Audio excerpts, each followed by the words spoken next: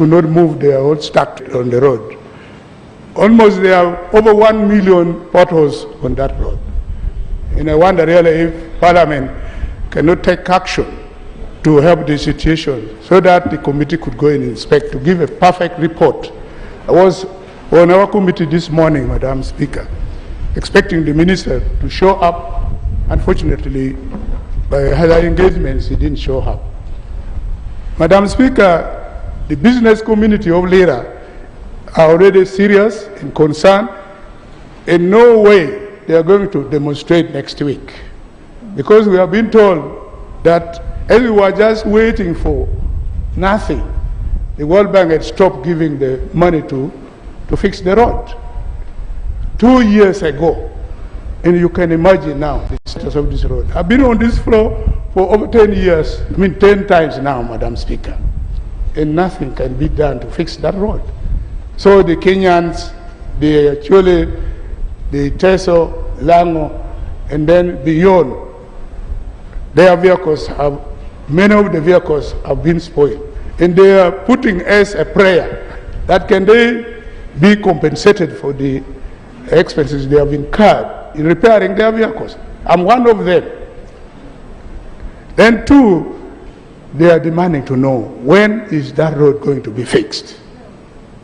Because nobody is carrying it, they have been neglected, and then many of them have already gone out of business because their lorries and then other cars have been damaged. So they pray that peacefully they will demonstrate next week to show their concern why the people of Kamdini, that road between Kamdini and Lira City has been neglected completely. In my presentation this afternoon, Madam Speaker, is to pray to government to look at the people of this sub-region with, I think, sympathy and take this matter seriously, because it is going to be on record that they are going to demonstrate. And they say they are going to block the road. They will move between Lira to Kamdini, and they don't know how long it may take them. If it takes them 1 month, they will be moving to show their seriousness why that road has not been fixed. And yet they pay taxes. They expect government to contribute in one way or another by fixing that road so that they can play between Kampala, the main capital city, where the majority of them come for merchandise, and then they produce. You know, Madam Speaker, Lira is, I think, the best produce dealers in this country. If you go to Produce Light, the road called Wangamola Road, you can see that almost 200 meters of produce dealers are there, and they have occupied that place. They have been given another area where even that one is full. And the supplies of food they get is from beyond Masaka, sometimes in Rwanda. But now they cannot manage to do this one successfully. So I think the prayer is that government should act immediately. If not, then they have a right to therefore demonstrate peacefully to show their concern over this neglected part of the country. Thank you very much, Madam Speaker. Thank you, Honorable Tamoy. Yes, Honourable members, that matter has been raised severally on this floor. I remember even His Excellency the President commented on this condition when he last used that road. I don't know whether the works team are here. Yes, Minister of State for Works. What is about the Kamdini Road?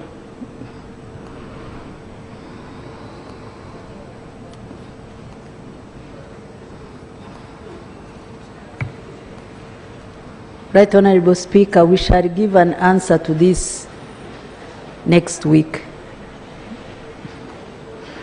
Okay, come with some hope for the people of Lira Kamdini and other passengers. Honorable Nsamba.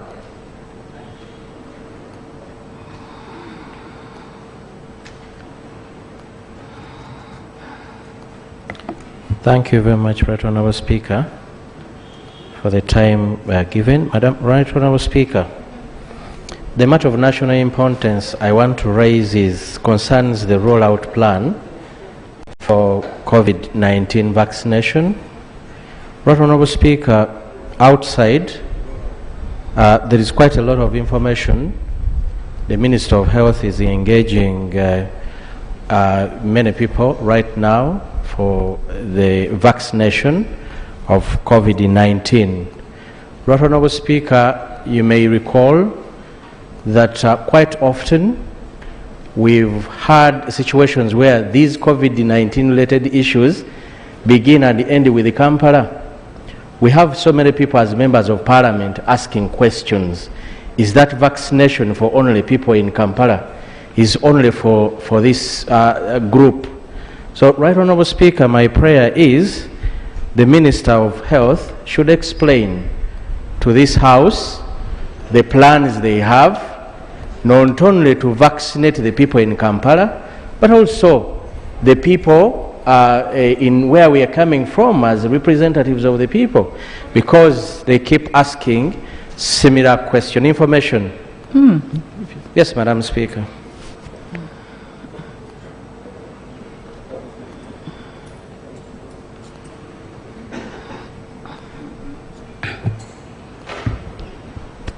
Thank you so much, Honourable Kasamba, for the information, Right Honourable Speaker.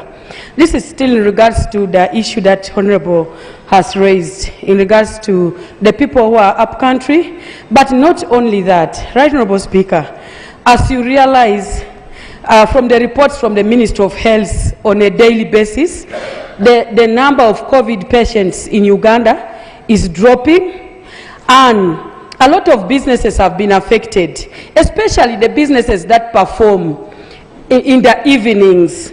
Right, Honourable Speaker, it would be good for the interest of the people, for the Ministry of Health to revise the guidelines so that at least the curfew hours are adjustable. Because as far as I'm concerned, Right, Honourable Speaker, upcountry, it is terrible. Almost most prisons are full because of curfew, and some people cannot even explain to police. When they explain, police does not understand. Right, Honourable Speaker, wouldn't it be good for us as a country, for the Ministry of Health to at least look at adjusting the curfew, probably to 2 a.m., so that people can proceed with their businesses? Thank you, Honourable, for the information. Honourable members, on Tuesday, when we commenced work here, I informed the House about my interaction with the Office of the DPP and their concern about the prisoners who are no longer able to go to court because of the SOPs still in place 1 year after the pandemic. We also talked to the issue of the need to revise the curfew. That was on Tuesday, and we are waiting for a response from the National Task Force and the Ministry of Health. But the Minister is here. Right, Honourable Speaker, before the Minister comes, Right Honourable Speaker, I wanted to stress that we also have health workers in where we're coming from, but also, most importantly, Right Honourable Speaker, the information that is going on that COVID is out of Uganda, that people are no longer even putting on the basics, the masks, people are no longer even sanitizing, people are no longer even working on the SOPs. So the minister should come out here and try to explain, especially the rollout plan for the vaccination, who is eligible, so that many members of Parliament may. No, I think let us allow the minister to answer. But on behalf of Parliament and the people of Uganda, I want to express our appreciation to the Minister of Health and her team and the government for facilitating the procurement of these drugs, vaccines, so that our people can be assisted. But I don't know whether the minister is ready to talk about briefly about her plan and what she's doing.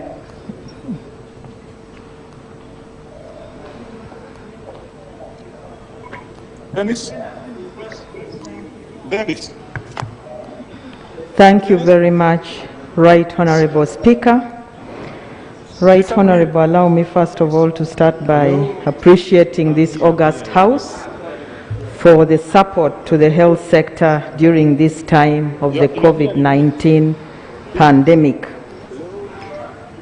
Right Honourable Speaker, so far we have received 964,000 doses of the AstraZeneca vaccine And these are donations from the COVAX facility and from the government of India. And we worked out a national vaccine deployment plan. Right now, as I'm speaking, vaccines have been distributed to the entire country. And from the districts, they are being taken to the lower level facilities, health center 3s, 4s, and general hospitals.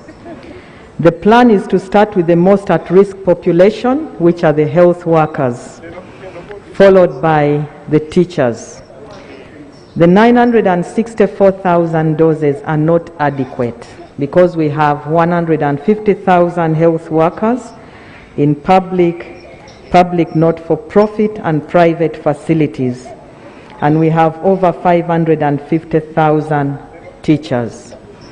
Right, Honorable Speaker, government is still in the process of procuring vaccines. We delayed a little bit, and because there is a global scramble for vaccines, we are now nearly at the bottom of the list. I want to remind. If we pay, then we shall move higher up, and then we can bring other people on board.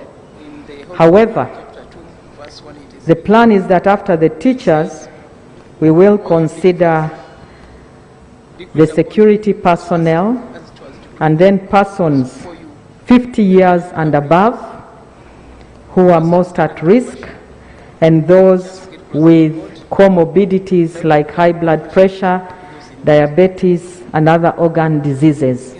But all this depends on the availability of vaccines.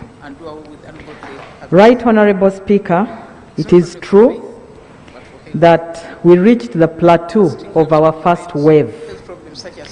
And many of you are aware that COVID-19 occurs in waves. When you reach the peak, you plateau and you dip. And then you may go into a second wave if the population are not complying to the SOPs. And from our observation, Uganda may not be far from this. So we are in preparation for whatever may happen. But I want to appeal to the leaders in this room, in this august house, to continuously stress the issue of the SOPs to the population.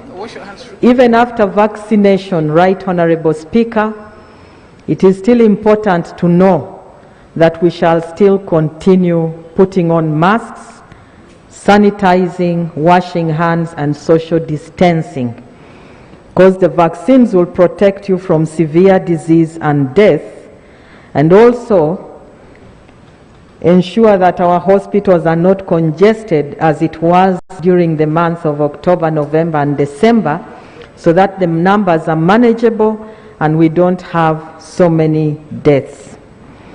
Lastly, Right Honorable Speaker, on the revision of the SOPs, allow me to thank you once again for engaging with the DPP and others. The National Task Force is set to consider these issues. They are not under the jurisdiction of Ministry of Health. We only give guidance. Curfew is handled by security, and as soon as the National Task Force has considered, I am sure that it will be brought to the attention of this august house. Right Honorable Speaker, I thank you.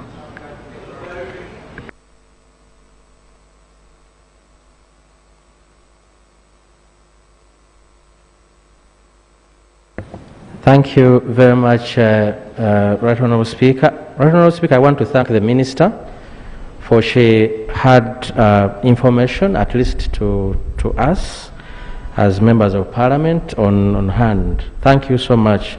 I need two clarification from the Minister, Right Honourable Speaker. One, she was seen in a video when she was receiving her vaccination, and the person who was giving her the vaccination did even have gloves to begin with, and the video is running around in the country and on social media.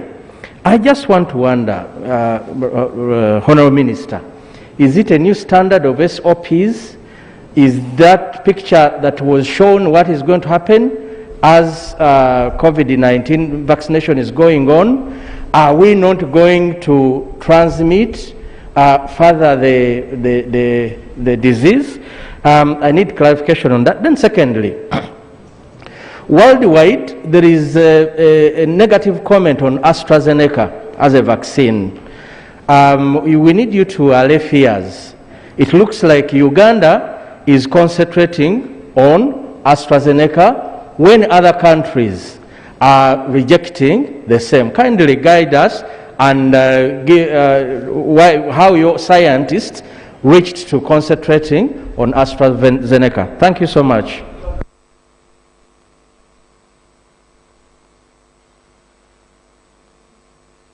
We have other work, please.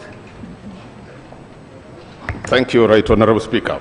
The clarification I would like to seek from the Minister pertains the sum of money, huge sum of money that this Parliament approved in a supplementary budget request to procure vaccines. I would appreciate in your submission, you have vividly put it clear that this consignment of the vaccines were donation. Could you please furnish us with the whereabouts of the money that was approved by this House? Thank you.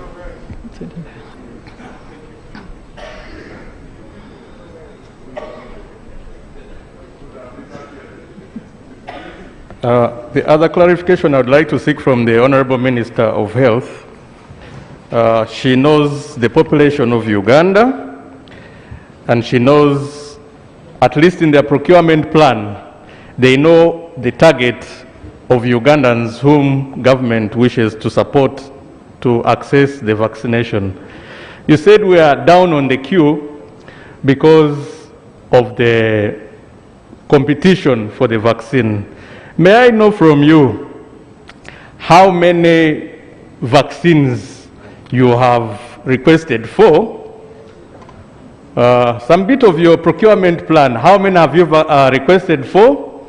And if the money that we availed to your ministry, how many doses have you procured?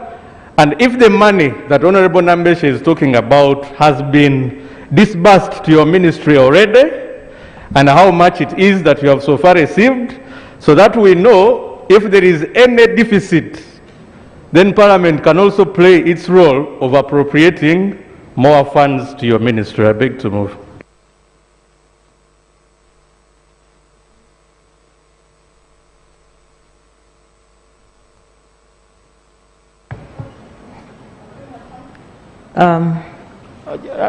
Achon has something apparently. Otherwise, might start running.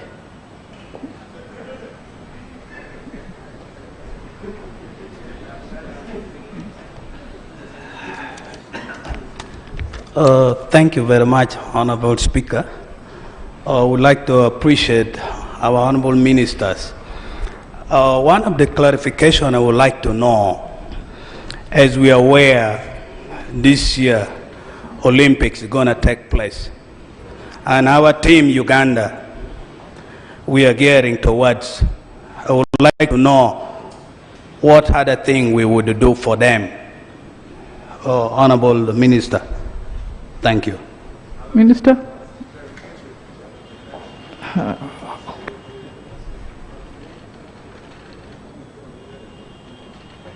Yes, Honourable Member for Kazo. Thank you, Madam Speaker. I want to thank the Minister for the clarification you have made here. But you said that curfew is under the jurisdiction of the security. Madam Minister, you know, ever since COVID came, people's businesses have gone down. Ugandans have since died of stress, depression, not COVID. I come from an area which is right now suffering from foot and mouth disease. Now, security, through the Ministry of Agriculture, have put quarantine. No any animal product is supposed to cross from one area to another. Now, when you are still facing that, you again face the curfew of COVID. Where do you want people of Uganda to go? Do you want by the time you end COVID and declare COVID as free in Uganda when you don't have any population here? I understand security moves by your directive and guidance. You guided. Kindly, please, can you still guide the National Task Force of COVID about the curfew? I can tell you, Honorable Minister of Health, you are going to begin barring people who are not suffering from COVID, who have not died out of COVID, but out of other illnesses resulting from curfew and beatings. Beatings, extortions. No. Please clarify on that. Thank you. Minister, please respond. We need to have a lot of work. No, please respond. Respond.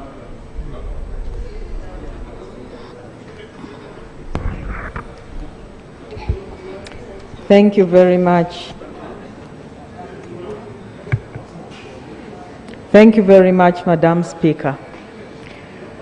On the issue of the AstraZeneca vaccines,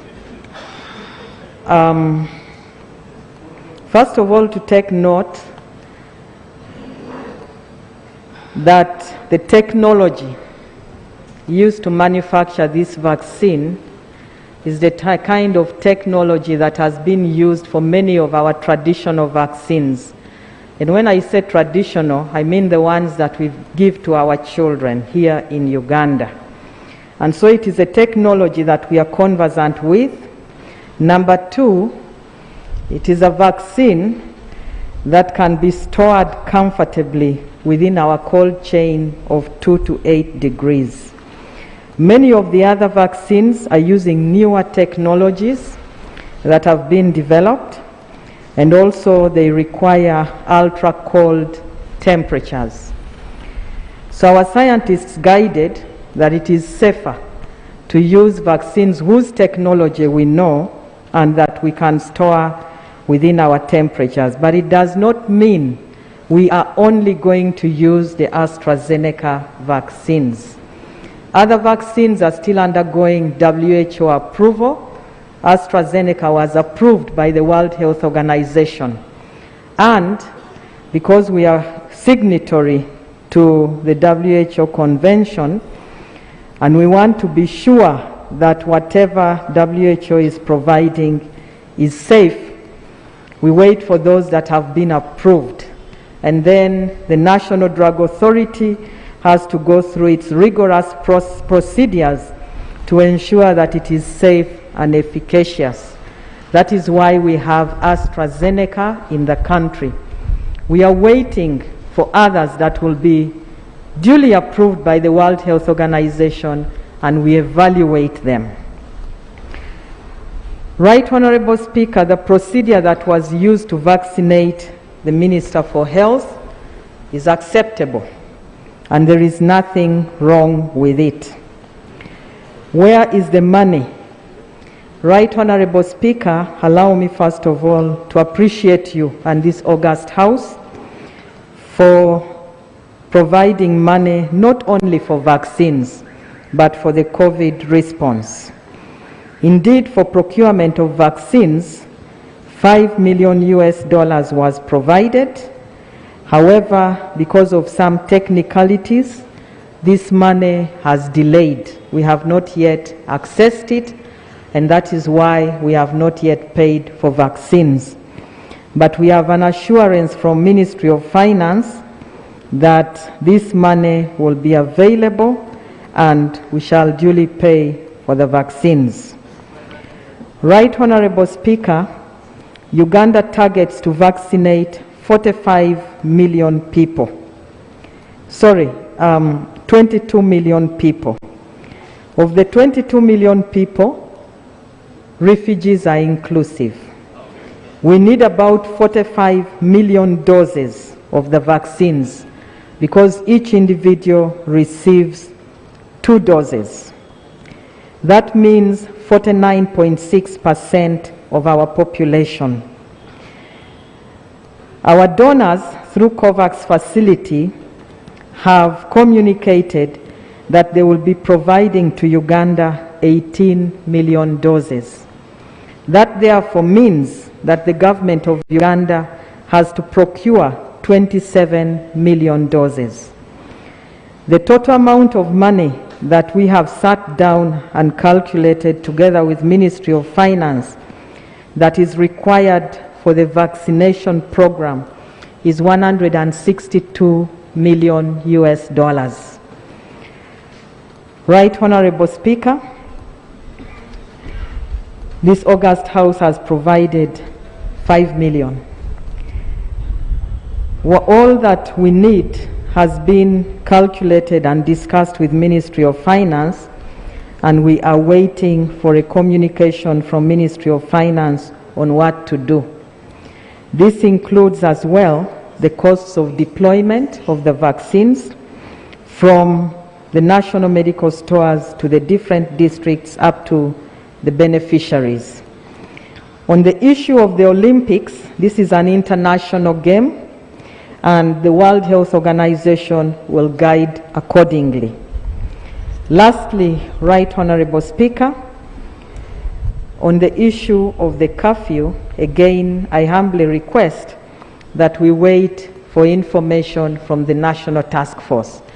I will definitely contribute during the discussions and give guidance accordingly. I take note, and I am well aware of the different sectors that are not yet opened and the challenges that they are facing.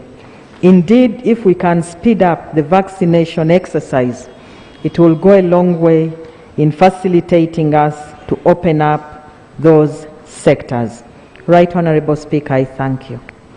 Thank you very much. Honourable members, let me permit Honourable Senator Moore to make a statement under Rule 54 of our Rules of Procedure.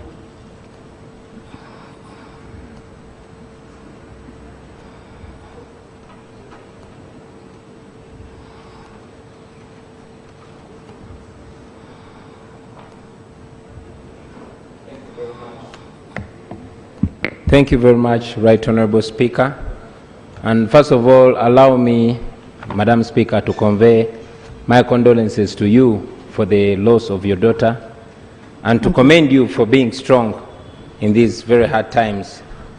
Madam Speaker and honorable members, I'm addressing this Parliament for the first time since the 14th January presidential elections, which were marred by massive rigging. The campaigns were filled with unprecedented levels of state-inspired violence and brutality, where very many of our supporters were murdered, many were maimed, while others sustained grave injuries. That happened before the election, during and after the elections. Madam Speaker, I've given this background to speak to the danger that we face as a nation. Government institutions have been reduced to serving the interests of an individual instead of serving the people. This Parliament, therefore, Madam Speaker, has the opportunity to present its image and indeed to present itself to the people of Uganda as a Parliament that has the interests of the people of Uganda. Madam Speaker, as we comfortably sit in this August House, I want to remind all of us that Ugandans are being abducted on a daily basis by security operatives in notorious vans called drones. They are being held in unknown detention centers, in military barracks, and indeed in many unknown places, torture chambers across the country. Madam Speaker, just yesterday, a 24-year-old Chiwewa Tony, also known as Neto, who is our cameraman, and the NUP youth chairperson for Mosque Zone in Chibuli, Ewan Busonga Najib, were brutally abducted by heavily armed security men in plain clothes. The abductions were on camera, Madam Speaker. Those that have been lucky to come out alive, Madam Speaker, they have spoken of how they've been subjected to unspeakable torture and brutality while in detention. Some of our people have been castrated, Madam Speaker. Yes, they've been castrated. Others have had their eyes and fingernails plucked out. Their limbs have been broken, and they've been subjected to advanced forms of torture like waterboarding and electrocution. Madam Speaker, several of our female supporters have been raped in detention. Many of our other supporters, like Roger Semakula from Mukono district, have shown up dead, murdered by the state. Only yesterday, Madam Speaker, a man called Luca Fabian, who was kidnapped from Arua, badly tortured and dumped in Nakawa, passed away, and he will be buried in Arua tomorrow. We wonder, Madam Speaker, if we have a constitution in this country. What happened to the requirement to have arrested persons presented before the courts of law within 48 hours? What happened, Madam Speaker, to the prohibition against torture, which is a non-derogable right? Why are our civilians being tried in military courts? Why are they being charged in the absence of their lawyers and relatives, Madam Speaker? Today, it marks 71 days since my entire campaign team was arrested and imprisoned in Chitaria on bogus charges. And they were being tried, they are still being tried in military courts.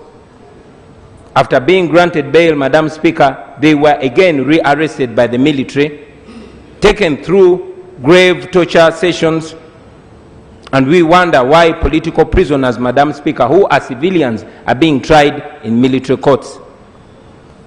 General Museveni came out and acknowledged that it is indeed on his orders that these civilians, our supporters, have gone missing. I want to imagine, colleague members, that no matter what political party you support in this house, no matter what political persuasion you belong to, I want to believe that we'll all understand that the Constitution provides for the presumption of innocence before being proven guilty. President Museveni has therefore convicted our people and sentenced them to grave torture and long periods of detention without fair trial. So we wonder, Madam Speaker, how long this is going to continue while we are comfortably sitting here. Just last week, Madam Speaker, the Deputy President of NUP Central Region, Honorable Matthias Mpuga, laid before this House a list of 423 NUP supporters who were abducted and are still missing. The list has since grown, Madam Speaker. I once again, therefore, Madam Speaker, want to request this Parliament to order for the immediate release of the abducted people and all political prisoners. Ugandans are demanding that the security forces return our people, dead or alive. And they are also demanding that civilians should stop being tried in military courts. And secondly, Madam Speaker, I know that General Museveni might ignore this resolution if it is passed in this Parliament, just like he has ignored very many resolutions of this Parliament in the past. But at least let this Parliament go on record and be known to stand with the people of Uganda in very hard and humiliating times like this. Honorable members, it is in the interest of this Parliament to take lessons from our own history as Uganda, because this country has been in a similar situation before. In 1980, an election was rigged. It was rigged using the army and other security forces. President Museveni castigated the courts of law of that time, and he said they were being used by President Obote to give a semblance of legitimacy to the unpopular regime. Ugandans were disappearing and being kidnapped in what was called Pandagari then. Today, Madam Speaker and honorable members, in 2001, 40 years later, we are back to that point or even worse. We all know it. Even peaceful demonstrations are not allowed, they are criminalized. Peaceful demonstrators are being treated like armed rebels. So this parliament, Madam Speaker, under you, can rise to the occasion and distinguish itself by standing with the people of Uganda. We have the opportunity to stand on the right side of history, Madam Speaker, because if this parliament does not, then we shouldn't be surprised when the people of Uganda rise to the occasion and evoke Article 3 of this constitution to restore constitutionalism. Madam Speaker, I am not sure how many more times I'll have the opportunity to address this parliament as a member of parliament. Hopefully the next time I address this parliament, I'll be president. But I want to remind all of us, honorable members, that we can choose either to be seen as a parliament that does not care about the people, or to be seen as a parliament that is indeed elected into these positions to stand and protect the rights of our people. I thank you, Madam Speaker. Thank you very much, Honourable Member. As far as your being in the House is concerned, you are a member until the 10th Parliament expires. Concerning the other one, I have no idea, but the statement will be sent to the Committee on Human Rights, which is already investigating issues concerning the elections. Thank you very much. Item 3.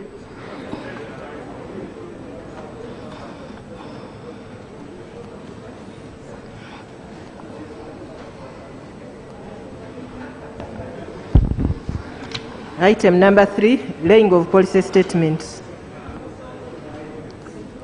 Can I invite the ministries that are ready? The ministries that are ready to lay the papers.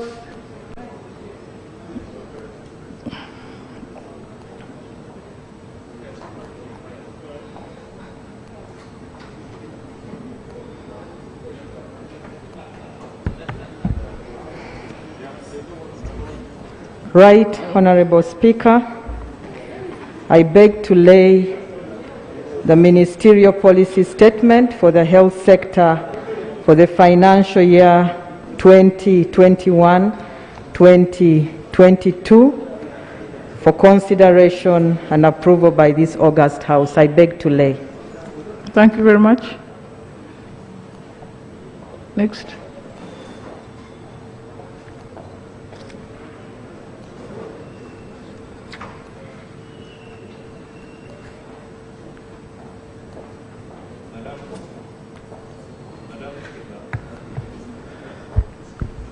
Madam Speaker and the honorable colleagues, I beg to lay the ministerial policy statement of the Ministry of Trade, Industry and Cooperatives for the financial year 2021-2022 for consideration.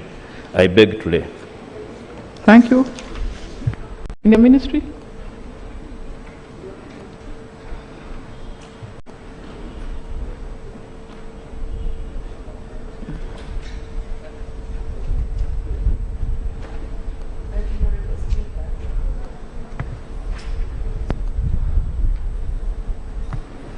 Right Honorable Speaker, this is today the Ministry Policy Statement and the budget estimates for integrated transport infrastructure and services program for financial year 2021-2022.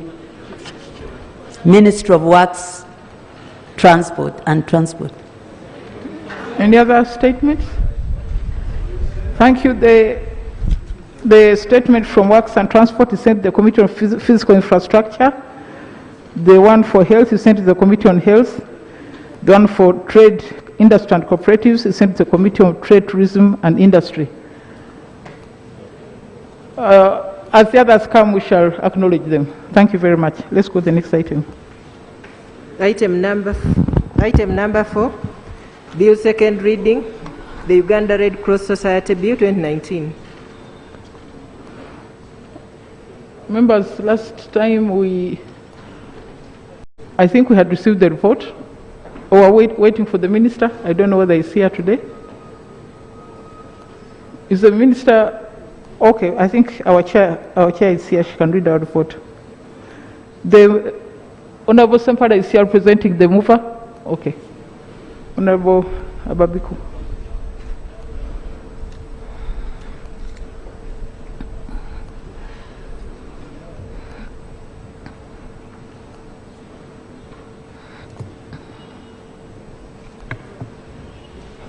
Thank you, Right Honorable Speaker, for the opportunity given to the committee.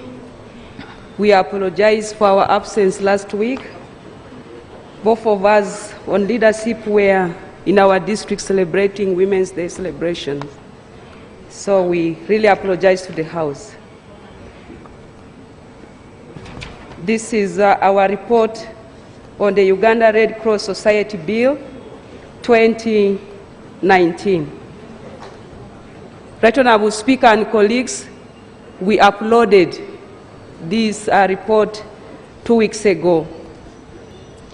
The Uganda Red Cross Society Bill 2019 was read for the first time on 4th December 2019 by Honorable Alex Byarugaba Bakunda MP Singiro County South, grounding on the authority of Section 76(4) of the Public Finance Management Act 2015, which states that a certificate of financial implications is deemed to have been issued after 6 days from the date of request for the certificate.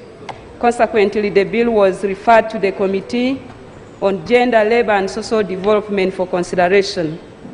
However, on realizing that some provisions of the bill had cross-cutting effects on several sectors of government, the Right Honourable Speaker, in the sitting held on Tuesday, 3rd March 2020, referred the bill to the Committee on Presidential Affairs for scrutiny. The committee now. Right Honourable Speaker, under the background, originally the Red Cross societies were established to operate in times of war. Henry Dunant, the founder of Red Cross movement, fronted two proposals: the inviolability of the armed forces medical personnel to be granted, and for the formation of relief societies to bring care to wounded and sick soldiers in the field. The first proposal has been a landmark in the development of modern international humanitarian law, with the 1864 Geneva Convention and its successive versions, while the second proposal led to the creation of the Red Cross societies, which later on became the Red Crescent societies or the National Red Cross societies. The Uganda Red Cross Society was established in 1939 as a small women's emergency organization. However, over the years, Uganda Red Cross Society has developed into a formidable and well-respected humanitarian agency. The society was established by an Act of Parliament in 1964 and admitted as a member of International Federation of Red Cross and Red Crescent in 1965. The vision of the society is to fulfill the society's mandate and obligation in delivering quality and sustainable humanitarian assistance, and the mission is to be a partner of choice in Uganda in saving lives, supporting livelihoods, and promoting human dignity. Uganda ratified and domesticated the Geneva Convention in 1964, while the additional protocols were endorsed in 2008. The ratification and domestication of the Geneva Conventions gave them the force of law in Uganda, leading to Uganda Red Cross Society becoming a medium through which the government of Uganda, as a signatory to the Geneva Conventions, fulfills its international law obligations. The National Society has over 1.5 million beneficiaries of its interventions. The Society works through 51 branch offices covering the whole of our country. As a member of the International Red Cross and Red Crescent movement, comprising of International Federation and the International Committee of the Red Cross Society. Uganda Red Cross Society works with several partners in the execution of its mission. These include, but not limited to, the government of Uganda, corporate bodies, United Nations agencies, non-governmental organizations, and other sister Red Cross national societies. Over the years, the Society has witnessed an increase in the number of partners and partnerships, not only nationally but internationally, including private and civil society organizations. The number of communities served by the Society has also tremendously increased, as well as the scope of activities. Right Honourable Speaker, I request that I leave the methodology, content, yes. the stakeholders met. Yes. I go to the objects of the bill. The object of the bill is to repeal and replace the existing Uganda Red Cross Act, Cap 57, by providing for the A, continued existence of the Uganda Red Cross Society as the sole national Red Cross Society of Uganda, B, management and operations of Uganda Red Cross Society, C, regulation of the use and protection of the name or emblem of the Uganda Red Cross Society, D, finances of the Uganda Red Cross Society. General observations: the committee noted that over the years, the demand for humanitarian services from the government and subsequently the Uganda Red Cross Society as an auxiliary body to the government has increased, and the Red Cross Society Act in its current state limits or hinders the Society in the execution of its mandate. Therefore, there is need for a new legislation that is alive or recognizes the current economic, social, institutional, and technological developments in the world today, and a law that is aligned with the evolving humanitarian mandates of the Red Cross Society. The primary role of any Red Cross Society as an auxiliary body to government ministries, departments, and agencies is to provide services as assigned by their governments in disaster response. It may involve search and rescue operations, evacuating the injured or people endangered by the disaster, managing shelters, restoring family links, running ambulance services, or retrieving and evacuating dead bodies. The committee noted that at the time of establishing the Society in the 1960s, the Society was mandated to, 1, furnish aid to the sick and wounded in time of war and to non-belligerents and to the prisoners of war and civilian sufferers from the effects of war, and 2, improve health, prevention of diseases, 3, mitigate suffering throughout the world without any distinction based on race, nationality, class, religion, or political opinions. The objects of the Society, as stated in Section 2 of the current Act, are too general and do not specifically speak to the most critical objects of the Society today. The Society was recognized as a voluntary aid society and an auxiliary to the public authorities, exercising their obligations by virtue of Geneva Conventions for the amelioration of the condition of the wounded and the sick of armed forces in the field, for the amelioration of the condition of sick and shipwrecked members of armed forces at sea relative to the treatment of prisoners of war and to the protection of civilian persons in time of war. The Society was not engaging in extra activities to generate extra income, since the scope of work was then limited. The society to exist and support its core structures and functions needs funds which cannot be hinged on donations, which are not predictable and regular. More so, the society needs a steady funding support to fulfill its mandates. Example, disaster management, which does not wait for appealing to donors if we are to respond timely to save lives and property. Therefore, the legislation seeks to ensure smooth operation of the Red Cross Society, as well as enabling it to invest and generate resources. A number of other national societies, like the Kenya Red Cross Society, currently has investments like hotels and training institutions whose proceeds fund its humanitarian work. It is believed that the revision of the Red Cross Act, the Uganda Red Cross Society will be more self-sustaining and efficient through a strengthened collaboration and partnerships, B, enhanced financing, C, better coordination, D, streamlining governance issues using the law.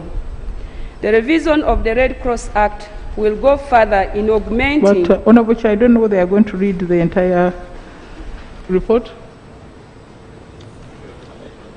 Can we go to the alignment of the bill? Yes. Thank you so much, Right Honourable Speaker. On page 9, we have the bill's compliance with Sustainable Development Goals. We are starting on page 10 with SDG 1. SDG 1, no poverty in all its forms. The society, through this bill, seeks to continue working towards improving the socioeconomic impacts of disasters that affect the vulnerable communities. This effort is reflected in Clause 6F, which provides for offering community services to support the general population through the society's own programs in fields such as health, education, agriculture, disaster management, social welfare, among other activities in the humanitarian response. The efforts, which shall be effected through collaboration and partnerships, will play a significant role in the fight against poverty. Therefore, this bill will greatly contribute in accelerating the socioeconomic growth in the communities, thus responding to the SDG. SDG 2, reduction of hunger, increased food security, and improved nutrition and promotion of sustainable agriculture. The bill seeks to strengthen the society's ability of providing emergency food relief and involvement in climate-smart agriculture innovations, food security and nutrition interventions. The initiatives of introducing a food security and livelihood strategy through climate-smart agriculture innovations is a commendable effort because it's a self-sustaining strategy as compared to food reliefs. Therefore, the focus of this bill is in line with the target of this SDG. SDG 3, ensuring healthy lives and promotion of well-being for all at all ages. The bill seeks to provide for a better management and operations of the society in order to achieve its mandate and obligations in delivering quality and sustainable humanitarian services for the well-being of mankind. The committee noted that the society participates in saving lives through delivering health care-related services like first aid and other pandemic preparedness activities across all fields, which impacts on the well-being of all mankind. Currently, the society is functioning in 51 districts, providing health-related support. It is attached in Annex 1, tapping from its presence at the lower local administrative levels, ministries of health, education and sports, and relief, disaster preparedness and refugees in many instances work in partnership with the society. The bill seeks to strengthen this relationship for better service delivery in health, among others. SDG 4, ensure inclusive and equitable quality education and promote lifelong learning opportunities for all. Objective 6D in the bill seeks to provide for training and skilling in areas related to emergency services, pre- and post-hospital care, first aid, humanitarian services, and disaster management. The above objective augments the enhancement of society's auxiliary role through the Ministry of Education and Sports to promote inclusive and equitable education and lifelong opportunities for all.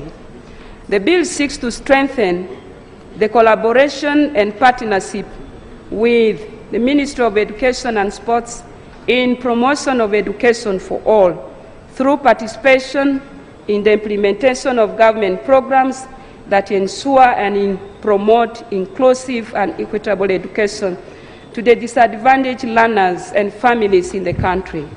The best example is the Keep a Girl in School, aiming at retention of children in schools through improved menstrual health management among adolescent girls and young women. Furthermore, the committee learned that the Society has a national first aid training center with branches in the different parts of the country, providing programs for skilling volunteers in offering humanitarian services.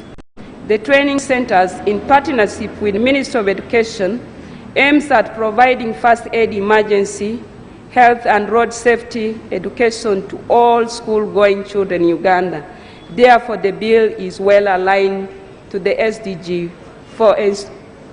of ensuring inclusive and equitable quality education and promotion of lifelong learning opportunities for all. SDG 5, achieving gender equality and empowering all women and girls. The committee was informed that gender is a strong core value. Gender has a very strong core value in relation. Gender is a strong core value of the Uganda Red Cross Society. Therefore, gender equity and equality is on top of Uganda Red Cross Society's agenda. This can be exemplified by the Keep a Girl in School campaign, as mentioned above, and the Women Economic Empowerment programs implemented in Mayuge and Kampala districts in order to support the disadvantaged, basing on their assessments. The committee noted that the Society fights against all forms of discrimination, including discrimination based on gender. The emphasis on women and girls is because of the higher vulnerabilities they face in fragile contexts. For example, in refugees or internally displaced person settings, where the females are at a higher risk compared to their male counterparts. Some vulnerabilities are derived from the different challenges in managing menstrual health, reproductive health, nutrition requirements, and sexual gender-based violence. The Society involves both sexes as volunteers, beneficiaries, and staff of Uganda Red Cross Society. Therefore, the enactment of this bill will enhance the Society's ability to promote gender equality and empowerment of women and girls. SDG 6, ensuring availability and sustainable management of water and sanitation for all.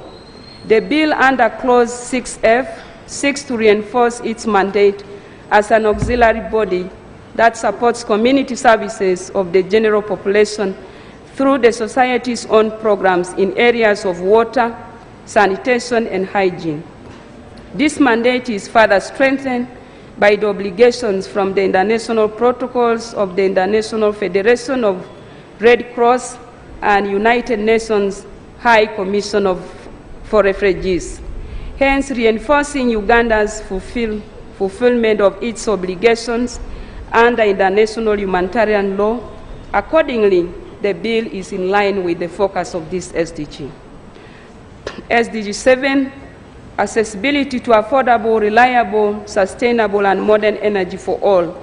The committee noted that the Society, through its auxiliary role, provides affordable energy in both refugees and internally displaced persons settlements. For example, energy-saving stoves and briquettes are the key approaches that are being promoted. This effort improves the standard of living of the population through increased income, better environmental conservation, and provision of affordable, reliable, and sustainable modern energy for all, which is in line with this SDG. SDG 8, promotion of sustained, inclusive, and sustainable economic growth, full and productive employment, and decent work for all. Clause 6F of this bill seeks to reinforce the mandate of the society as an auxiliary body that supports community services to the general population. Additionally, the bill seeks to strengthen the collaboration and partnership with the lead agencies, as this will facilitate more recruitment and engagement of volunteers and staff, which will in turn contribute in improving the economic and social welfare of the population. Therefore, it is in conformity with this SDG. SDG 13, urgent action to combat climate change and its impacts. Clause 6K provides for other things incidental to or in furtherance of the above objects. Through this legal provision and in collaboration with other stakeholders, the society will contribute in addressing issues of climate change which are greatly affecting the country. The committee noted that the disaster issues Red Cross is addressing today have transcended in dimension and occurrence to include climate change and other forms of disasters. The bill will enable the society to actively contribute in the management of climate change impacts through the relevant agencies. SDG 15, protection, restoring, and promoting sustainable use of global ecosystems, sustainable managed forests, combat desertification, halt and reverse land degradation, and halt biodiversity loss. The bill holistically seeks to strengthen the collaboration and partnership with all the relevant ministries, departments in the implementation of its mandate. The committee noted that the society is highly involved in environmental conservation efforts in the 15 districts. The 15 districts are listed below. Therefore, the bill is well aligned with the targets of this SDG in protecting, restoring, and promoting sustainable use of global ecosystem in conserving the environment. In general terms, this bill presents an opportunity for achieving most of the 17 Sustainable Development Goals of the 2030 Agenda for Sustainable Development. Gender and equity compliance, the committee observed that the current act does not provide for distinct and streamlined governance and management roles between government and the society, which should have facilitated the society's assessment. Consequently, the bill seeks to cure the above gap and strengthen the relationship between the society and government agencies to enhance the assessment of the society on gender and equity compliance through the leading agencies. The committee recommends that this bill be enacted to facilitate the smooth assessment of the society on gender and equity compliance. General observations and recommendations. Clause 6C seeks to... We'll do that at committee stage. Okay, yes. Right Honourable Speaker and the House, I thank you very much for the opportunity. I now request that I lay a copy of our committee report and the minutes to the House.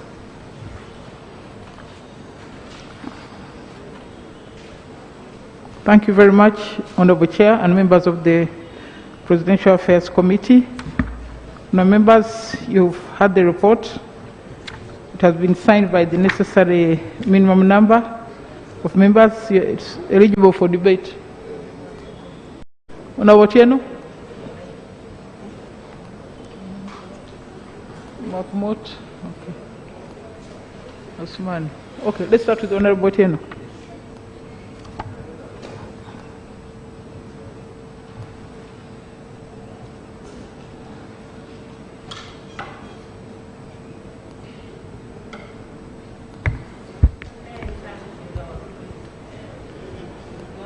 Thank you, Right Honourable Speaker, for giving me this opportunity to make my contribution to this bill.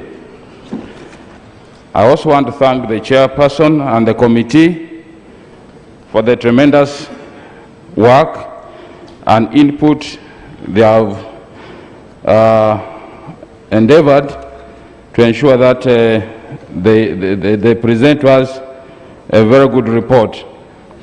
Right Honourable Speaker, I have two issues I want to comment on, and they are more to do with the position of the committee.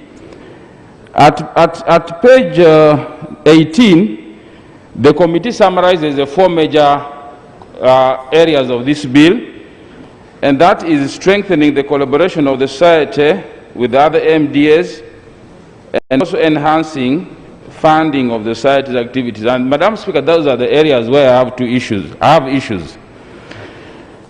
Madam Speaker, the Red Cross I know, is one which is supposed to be a neutral body. It's supposed to be a neutral organ that helps in situations of difficulties. It could be in times of war, in times of disaster, or any other emergency situation. Now, Madam Speaker, that's where I'm having problem, because at page 6, the committee rightly observes, but I get worried if we start now saying that this is, the committee rightly observes that the Red Cross Society is supposed to be an auxiliary body. An auxiliary means a body that provides support.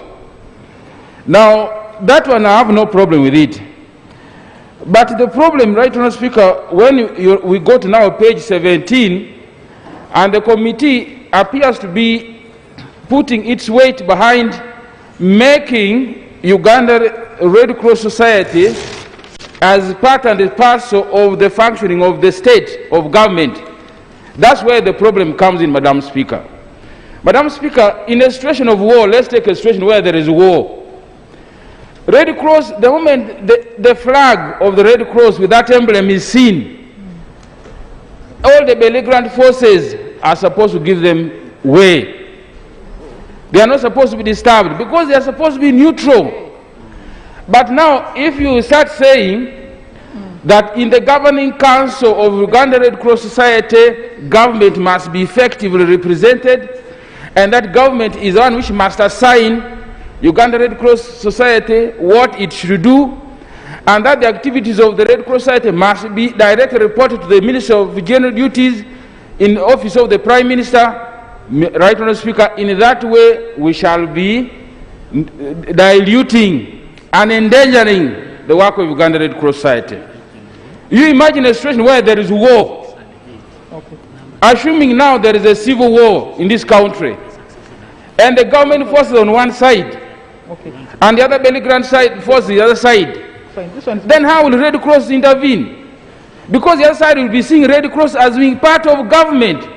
So, Madam Speaker, I want to appreciate the work of the committee, but I'm finding it extremely dangerous, the trend they are taking, or if this is the spirit of this amendment, then it is taking a very dangerous trend of making Red Cross Society to be seen as a part and a parcel of the operation of government, yet it actually says it is supposed to be a neutral body.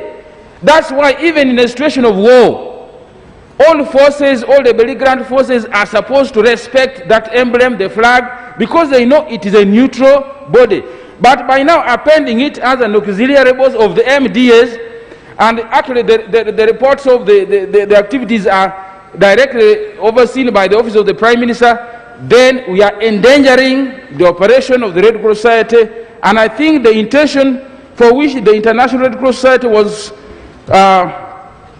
founded, or which we are a signatory will be lost. So I think, right now, Speaker, that provision of trying to link Uganda Red Cross Society with the government should be detached. We should try as much as possible to delink Red Cross Society from the operations of government. Supposing now, we have just seen the president of NUP, is it NUP, making a report here. Supposing now, it's a UPDF soldiers beating up people there. Supposing, I'm just saying supposing, UPDF soldiers aren't beating people. How will Red Cross go and rescue the poor being beaten if it is again the MDS who must instruct Red Cross that go and rescue them? Do you think Red Cross will have the mandate to come and intervene where some civilians are being beaten by soldiers or police, or there's a riot and army is on one side and civilians are being tortured? How will Red Cross now come in such a situation? So, Madam Speaker, we need to delink Red Cross from operational government.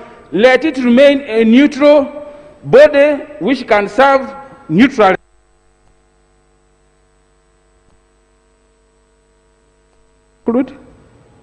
Thank you. Madam Speaker, the other point I wanted to make just briefly is when it comes to the finances of the society. It is true that all Red Cross societies the world over engage in business. But, Madam Speaker, we have a history here which is very bad. Not long ago, officials of Red Cross were arrested because they were using Red Cross, because most of the activities of Red Cross are tax exempt. So they were using Red Cross to smuggle in goods as if they are going to use Red Cross, but for building their personal hotels, what. So, Madam Speaker, I want safeguards. If we are saying Red Cross should go into business, manage hotels, how are we going to safeguard this from the previous occurrences, whereby we knew Red Cross officials are good at abusing the goodwill and turn this into a way of benefiting themselves? So, Madam Speaker, it is good that Red Cross should engage in business, but we need safeguards because our record is not so good. We need safeguards so that nobody is going to abuse this. They'll start importing materials under the pretext of aiding Red Cross when actually they'll be diverting them for their personal use. Some will even find themselves in the shops. Madam Speaker, I want to thank you for your time. Thank you. Thank you. Honourable Makmut. The Honourable Vasalirwa.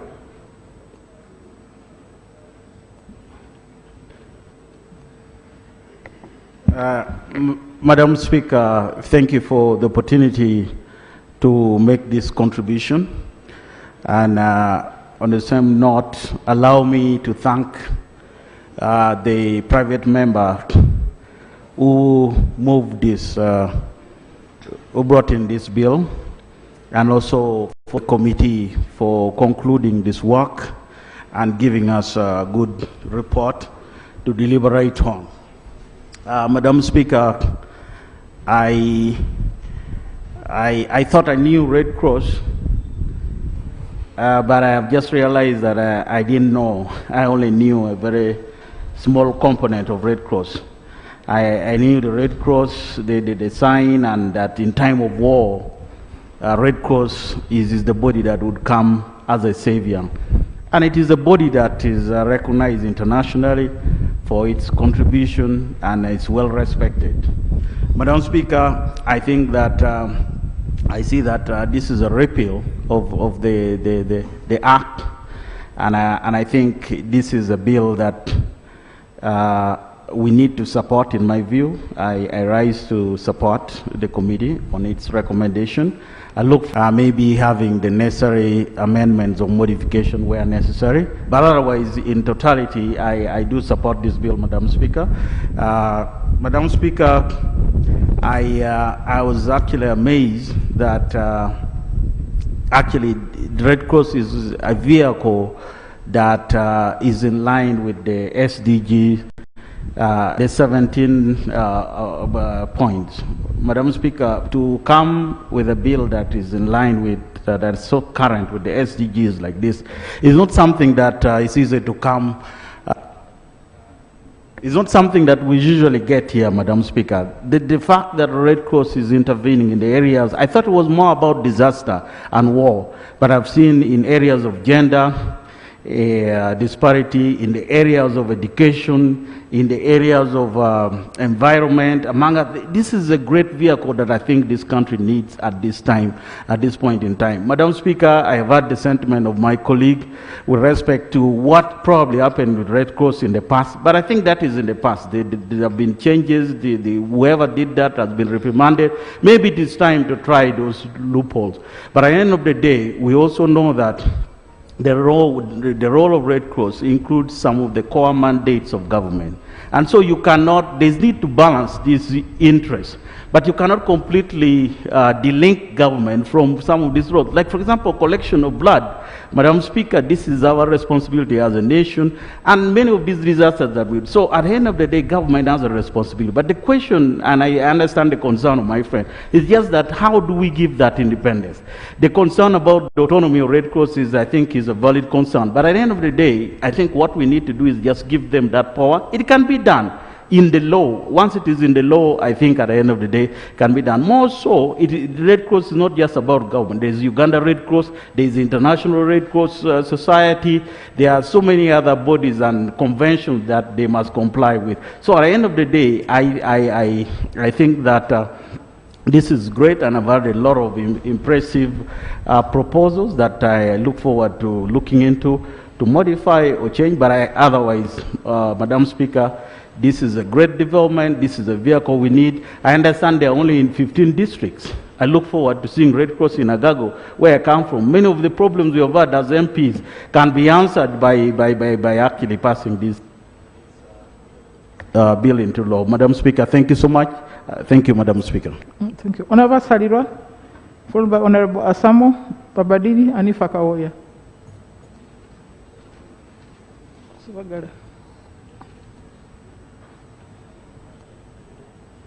Thank you very much, Right Honourable Speaker, for giving me an opportunity to contribute to this report and to commend the committee for the report.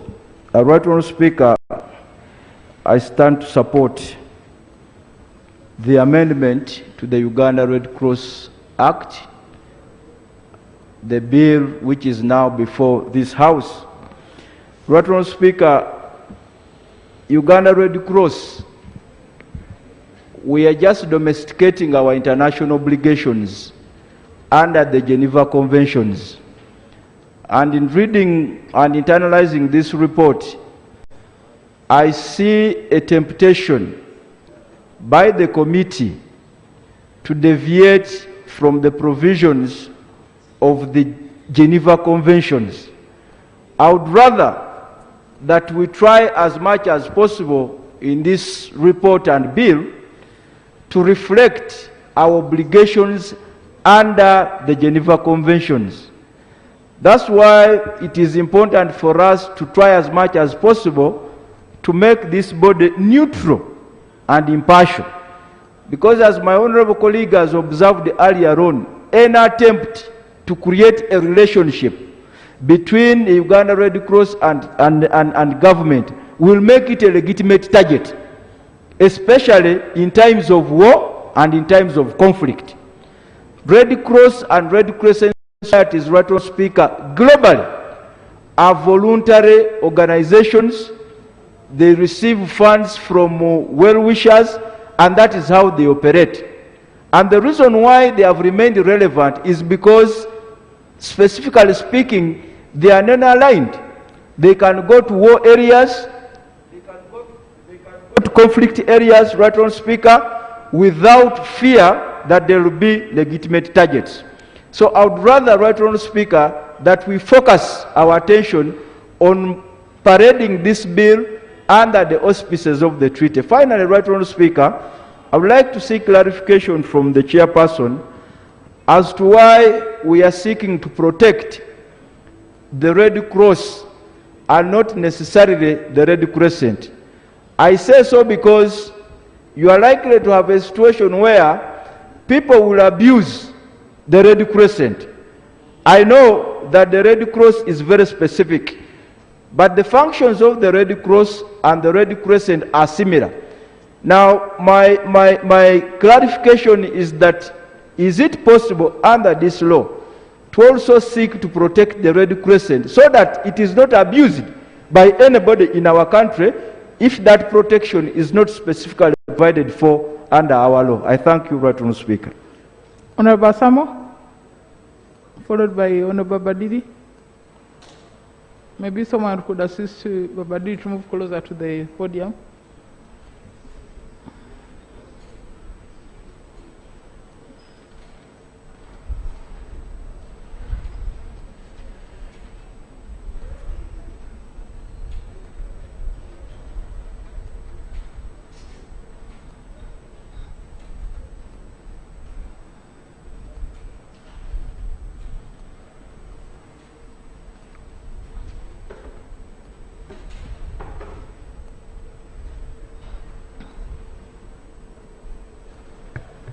Thank you, Right Honourable Speaker. Right Honourable Speaker, I want to thank the committee for their report. And I want to of the Uganda Red Cross is something that is old, 1964. When I was in school, I was a member of the Red Cross. And the Red Cross used to come and teach us issues of voluntarism, issues of patriotism, loving your country, doing everything. I am not very sure these days I see that coming out, because then we do blood donations, we'd go and help the communities, we could do cleaning and all these other things. And I knew the Red Cross was independent in operating its activities, because they used to teach us, when you see that flag, that car means that's going to help other people.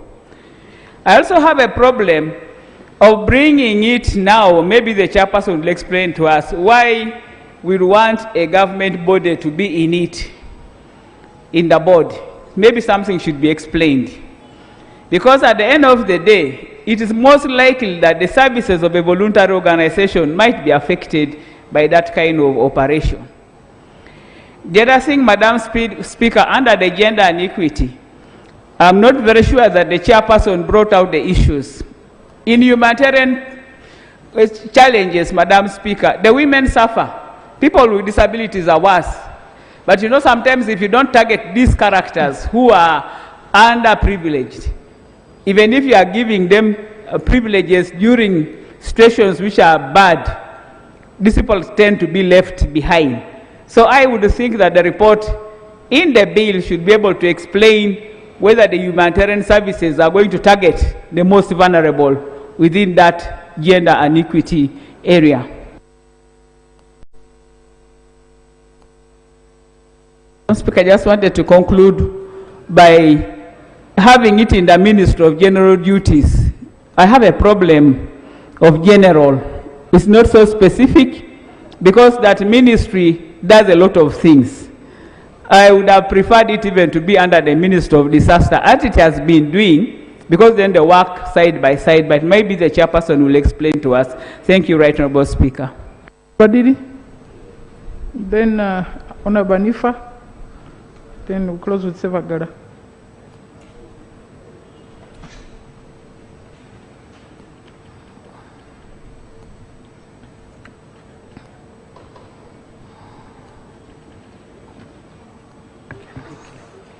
Thank you.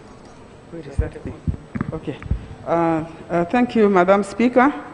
Madam Speaker, I would like to thank the chairperson and the committee for well-presented report. Madam Speaker, Uganda Red Cross, I think, derived its existence from International Red Cross. And the International Red Cross is available, and Uganda Red Cross has been made in such that it is domesticated. It includes the peculiar problems of Uganda. No. And it is very important that we have government body there, because it's Uganda, and Uganda must contribute. The government must contribute towards the existence and the finances of the Red Cross. You will depend entirely on voluntarism. It may not work. I think it's very important. That's why which is under Uganda Red Cross, and I'm very happy that it has widened its scope to consider disaster caused by environment, disaster caused by domestic violence, and so on, because these are the areas which were left out before. So I'm happy that you have included them. Madam Speaker, another important reason for really amending this Uganda Red Cross is the use of the sign, the Red Cross. Some people are now misusing the Red Cross. You just put a small clinic there, you have the Red Cross. You find some people doing their own work, they put the Red Cross. It's being misused. I think this law is protecting the Red Cross and the Christians so that it is used for its purpose. I think the idea of saying the government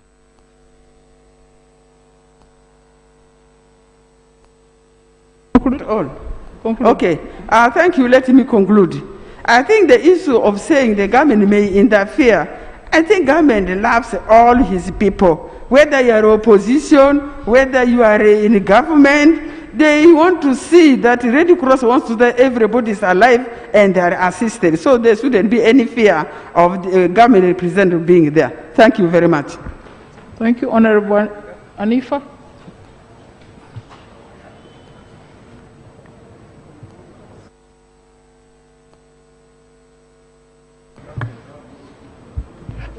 Thank you so much, Madam Speaker. I support the committee's report, and I commend the chairperson and the committee for the good, comprehensive report. Madam Speaker, I highly appreciate the Red Cross Society for the impressive record, especially where it has not tainted itself with a bad image, especially not to be one of the organizations that we have been reading on in the media. Madam Speaker, from the committee's report, I'm so impressed that the bill outlines the path towards achievement of the 17 development goals.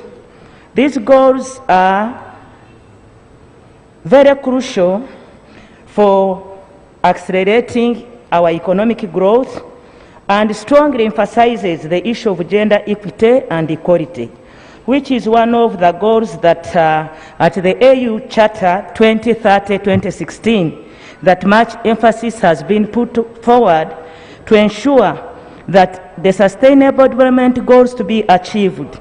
There must be very critical observance of the gender issue. Madam Speaker, the bill advocates for a charter that is all-inclusive, which brings all the gender aspects on board. And the operations of its activities, Madam Chair, it is. However, Madam Speaker, I'm not comfortable, like other colleagues have said, that this Red Cross should be a government entity. We know what has happened to most of them, and we wouldn't want this organization to fall into the same track. I thank you, Madam Speaker. Gara?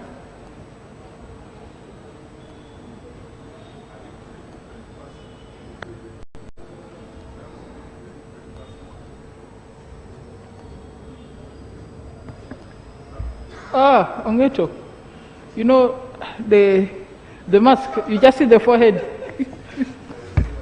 Sorry, Madam Speaker, thank you for this opportunity.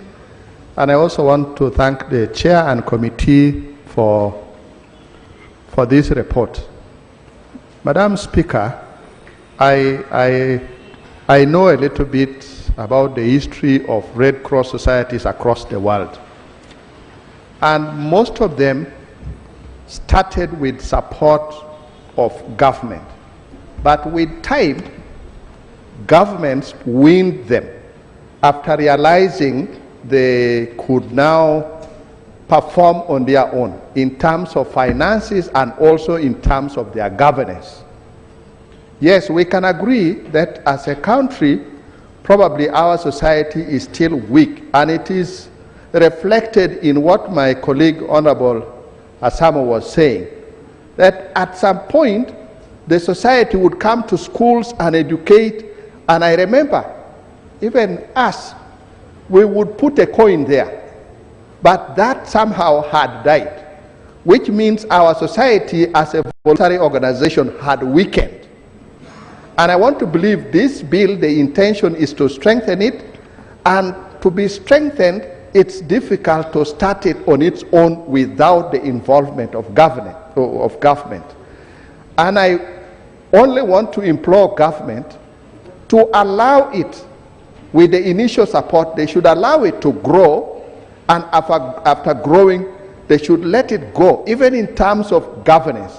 But for the beginning, I want to request members not yet to fear too much, but to allow that it is strengthened again, then it is allowed to grow. And in some countries, they are considered as arms of development arms of government, even if they had special focus on disaster and wars and things like that. But still, they would be considered as development arms of government. But the most important bit is to eventually allow them to be weaned of government, but at the beginning, it is very difficult. I thank you, Madam Speaker. Okay. Minister, Honorable Minister, and then Honorable Member, Chair of Health. Thank you very much, Right Honorable Speaker. I support the bill. Growing up in Chigegwa, my home was between two refugee settlements, Chaka 1 and Chaka 2.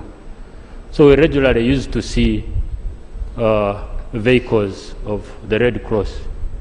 They had the words written on in Swahili, Musalaba Nyekundu.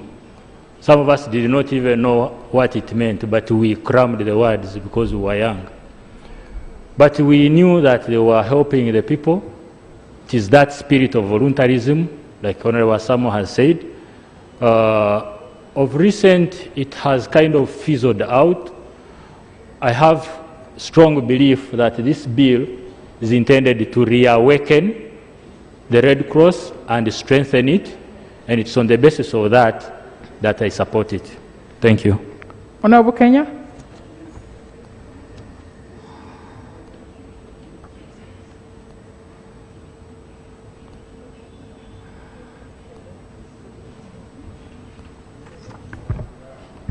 Thank you, Right Honorable Speaker. I want to first thank the committee for the good report, and also thank the Honorable Biarugaba for coming up with the bill. I also want to support the bill. I want to inform members that Parliament of Uganda, through the Committee of Health and the Committee of Budget, and with the approval from the Minister of Finance, we've been supporting the Uganda Red Cross, but we had to look for a route to go to the money to get to Uganda Red Cross. We've been going through Ministry of Health. They came with a request to facilitate collection of blood at the time when we had challenges in 2017. And from that time, I think things have significantly improved. But we had to take a route through Ministry of Health and others to get to where they go. When you put Uganda Red Cross collecting blood from the other corner, and you put Ministry of Health collecting from the other corner, you'll find that most people will go to where Uganda Red Cross is. And they will go there and they won't even ask for anything. But when Ministry of Health puts there, they will go and even ask for something to go with. So we need to support Uganda Red Cross. But also I think in the law, we have to find a way of excluding government in the governance, but forcing government on behalf of Ugandans to be one of the donors as a volunteer, to keep the spirit of volunteerism. As a Parliament, we make sure that we have a package that we put there to make sure that Uganda Red Cross delivers. There are issues that we may not completely discuss from here, but with the money which we provide, which the Honorable Bahati avails, there is always debate on where it should be used between Uganda Red Cross and the supervising ministry. And sometimes it ends up with the construction, because that's where the ministry is seeing priorities. Yes, and sometimes it ends up with buying ambulances instead of asking for their own money to buy ambulances. You will notice that regional referrals have got ambulances through Uganda Red Cross, but that was government money that was supposed to assist the Uganda Red Cross to do some particular operations, but then because there was a need for ambulances, which is also not bad, some of the money was taken there. So I support the concept that we force the Ministry of Finance and Government of Uganda to be volunteers, and they contribute a package and they are excluded from the governance and management of the society. Thank you, Right Honourable Speaker. Bahati, he has had money, so he has got up.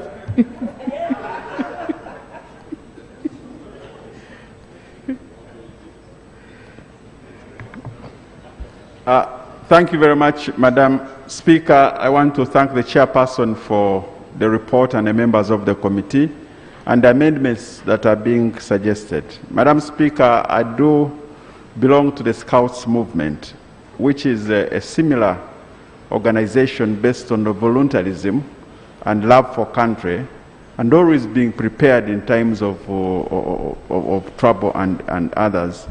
And we had a similar situation where we were struggling, first and foremost, where should we be accommodated in the government structures? Second, and I also know, Madam Speaker, you have been very strong girl guide, and you have supported the movement for a very long time.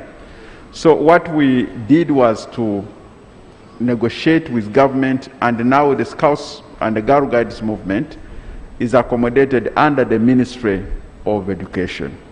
So I find no problem in the law being amended to have an accommodation area where the Red Cross can be housed. And we are proposing that it is housed under OPM, under the Office of the Prime Minister, because it's related to issues with disaster and all that. So there is no contradiction that if something is being housed under the ministry or under government and being supported by government, then that cannot be independent. I can assure you that the Red Cross can continue playing its own role, but at the same time receiving support from government. After all, government should support these efforts wherever they come from, because they are serving the people of Uganda and complementing the efforts of government. So on behalf of government, we do support this move, and we make sure that once it is done, we'll be able to appropriate the resources needed to make this movement move forward. Thank you. Honourable members, I want just to augment what the Minister said. You may realize that this bill came as a result of a private member's bill. It is because when the delegation came to meet me, they said they have difficulties reaching government because they don't belong anywhere. For a long time, they have wanted to have this law amended, but they had no ministry to champion the amendment. So they made a petition, asked that Parliament helps them. That's how Honourable Bakunda Byarugaba agreed to facilitate this. So they really don't have a place where they can shout when they have a problem. That's why they wanted this law amended. So the members have put the question that the bill be read for a second time. Those in favour say aye. The court, well, you have just come. You have just come. I have it. The Uganda Red Cross Society Bill 2019, Bills Committee stage.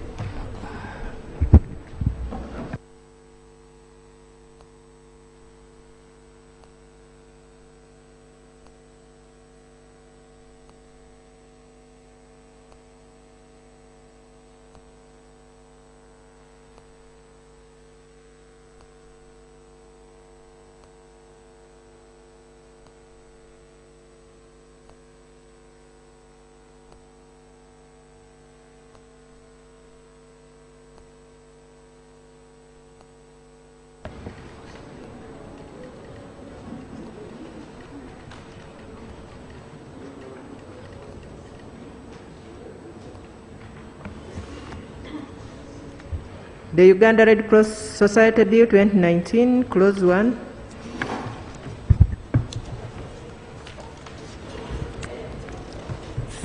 Members, put the question that Clause 1 do stand part of the bill. Those in favor say aye, the contrary no. Ayes have it. Clause 2. Right. That will come last. Right Honorable Chair. You have many clause 1? Clause 1, we are deleting. The title? Yes. You are deleting the title? Clause 1, so title. Why are you deleting it? We are saying we are deleting clause 1, that is so title. The justification is the provision is unnecessary since according to section 3 of the Acts to Parliament Act Cap 2, the short title precedes a long title. This is augmented by section 15 of the Acts of Parliament Act, which provides that the citation of the short title to an act shall be sufficient to identify the act.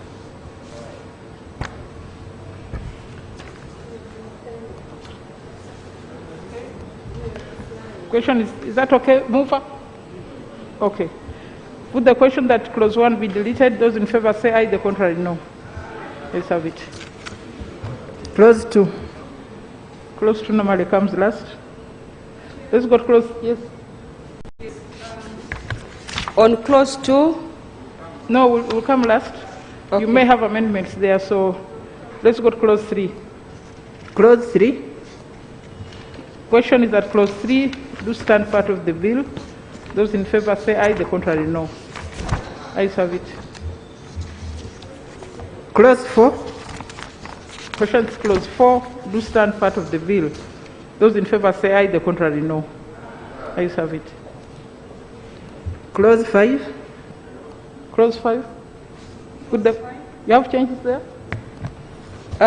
Clause 5, thank you, Right Honorable Chair.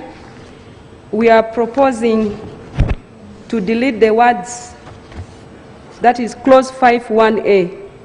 Delete the words in Uganda appearing in the line 2 of the paragraph A justification. The words are redundant since the proposed law is for Uganda. Thank you, Chair.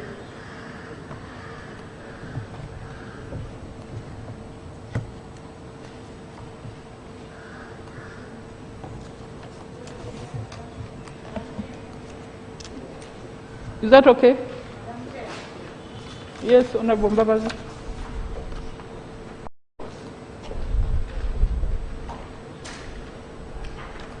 Thank you very much, Madam Chair. On clause 5, which provides for recognition of independence and voluntary nature of society, clause 5(1)(a), Madam Chair, we need to define what the public authority in this case is. Let's be specific, whether it's a ministry, a department, or an agency. Isn't it in that?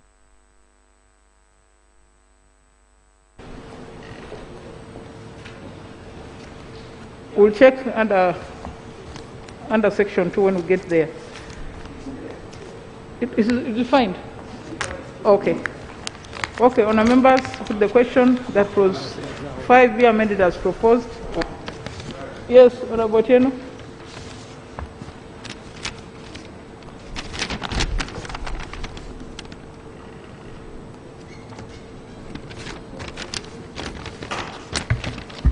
Thank you, thank you, Madam Chair. Right, Madam Chair.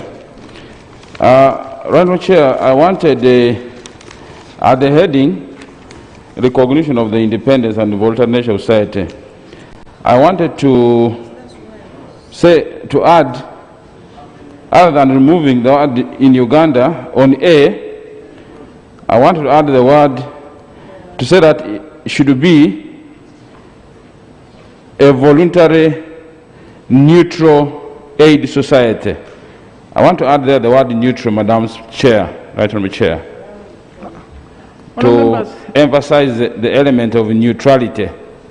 No, Honour Members, I think we have agreed that spontaneous amendments should not be allowed on this floor because we don't know the implications.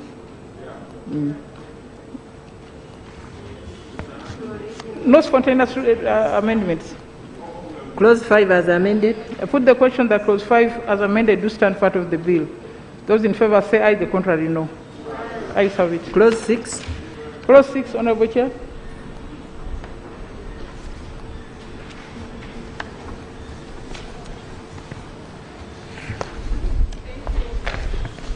Thank you, Right Honourable Speaker. I have amendment for clause 5.1b. 5.1b? 5.1b.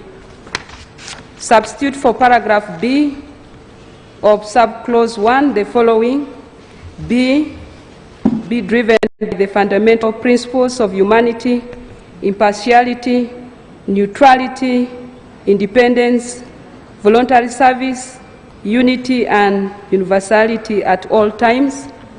Justification: to require the Uganda Red Cross Society to adhere to the fundamental principle of the International Red Cross and Red Crescent movement at all times.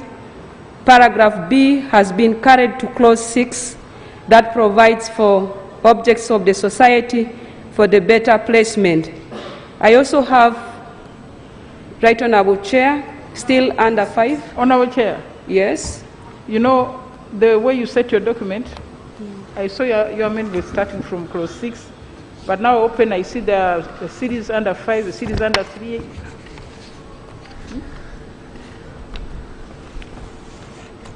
It seems you had some things under 5, yet we have passed it. Let's start with 6 and then we shall come back. Okay. Let's start with 6, then we'll come back to those which... Clause 6. Clause 6, Honourable Chair, make your proposals. Clause 6. Thank you, Right Honourable Chair. Clause 6, objects of the society. We are substituting for paragraph A the following: A, prevent and help alleviate the suffering of any person without any discrimination on the basis of nationality, race, ethnicity, religious belief, color, economic status, sex, language, political opinion, or related criteria. Justification: to ensure that discrimination of whatever degree is prohibited. The use of the words adverse discrimination is restrictive and implies that discrimination is allowed as long as it is not adverse.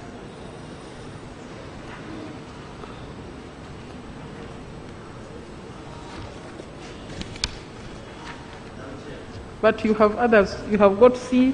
Yes. We are also proposing to insert a new paragraph immediately after paragraph B as follows: render assistance to the medical services of the armed forces in times of armed conflict. Justification: it is a consequential amendment arising from the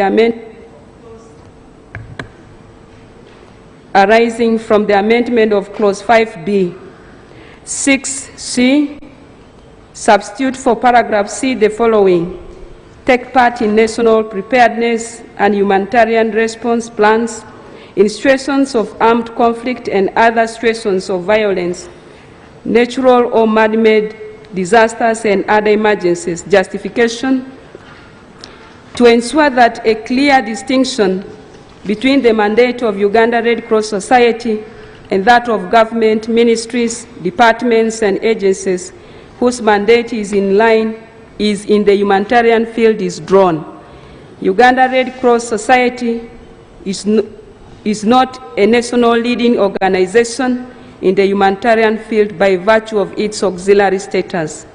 6F, clause 6F, we are substituting for paragraph F the following: provide community services to the general population through the society's programs in fields of health, prevention of diseases, disaster management, social welfare and education in the humanitarian field. Justification: to ensure clarity of the objects of the society.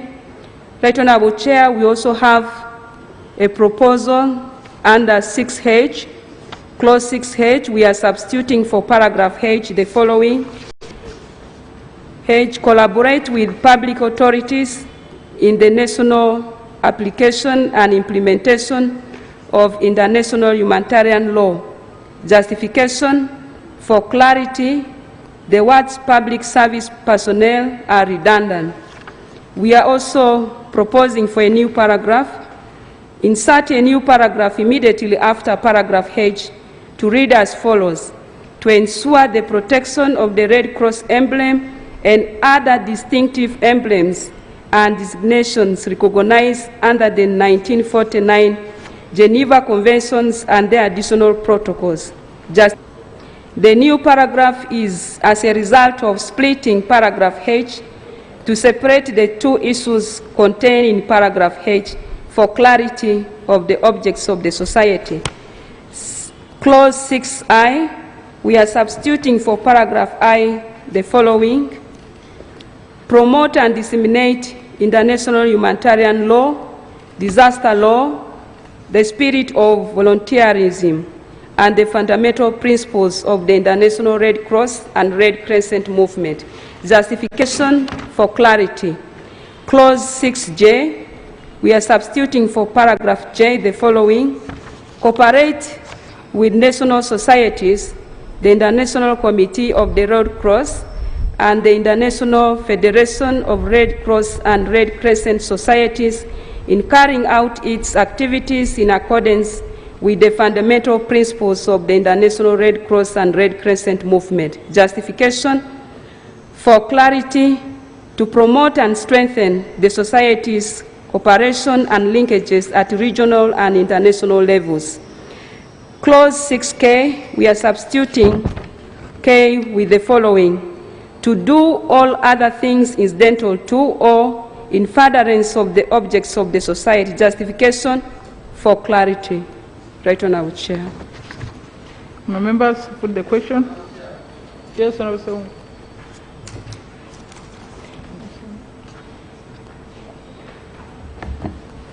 Thank you, Honourable Chair.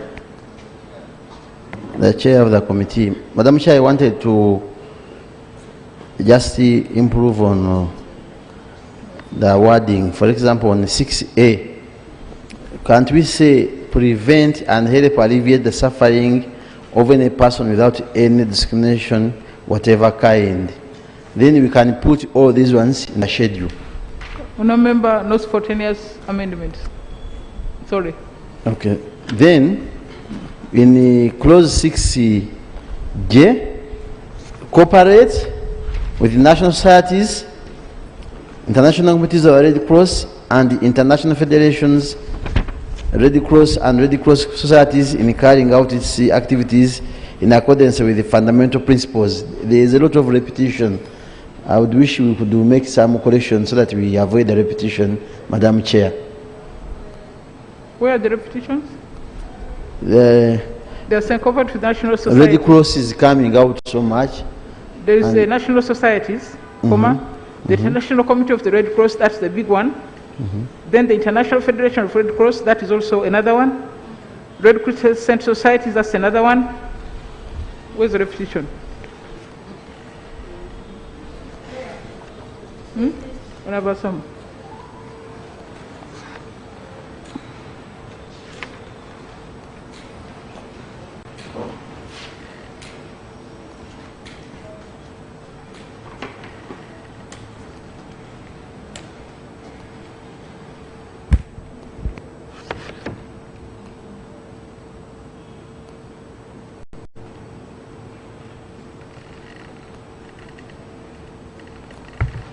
Okay, thank you, Madam Chair.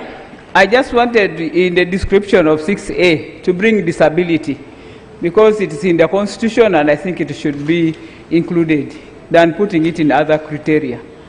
I just think it should be there because all those descriptions come right from the Constitution. Thank you.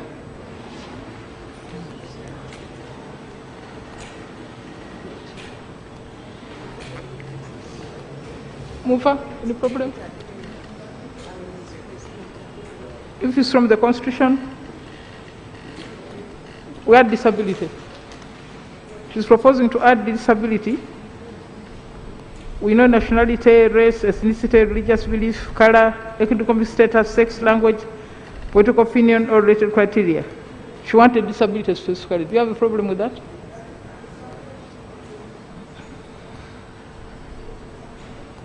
Madam Chairperson, I have no problem.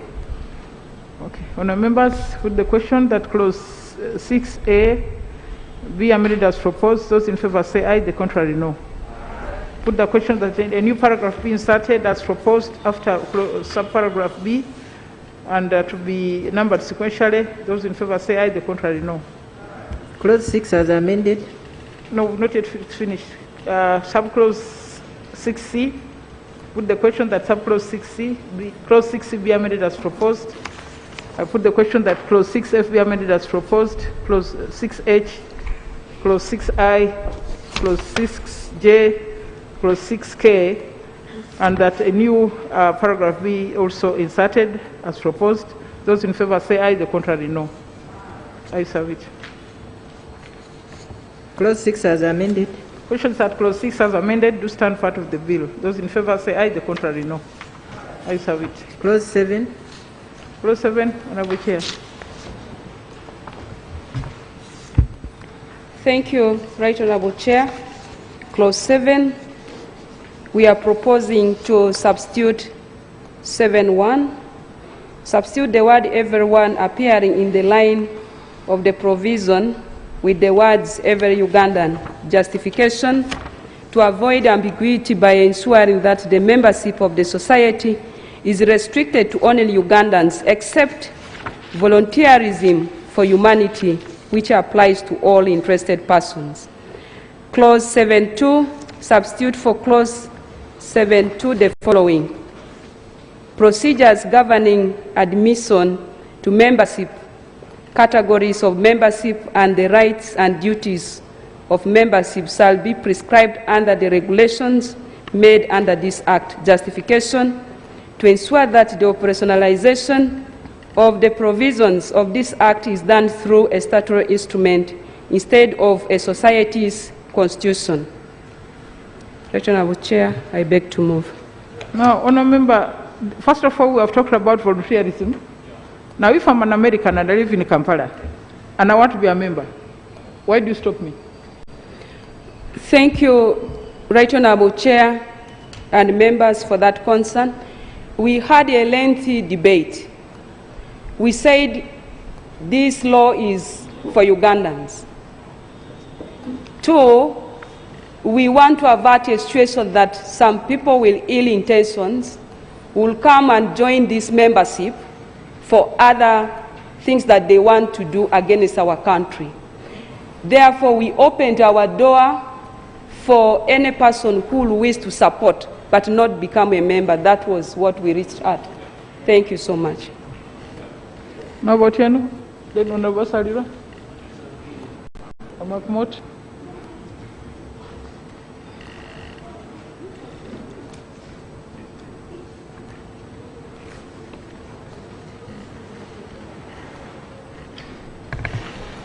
Thank you, Chair.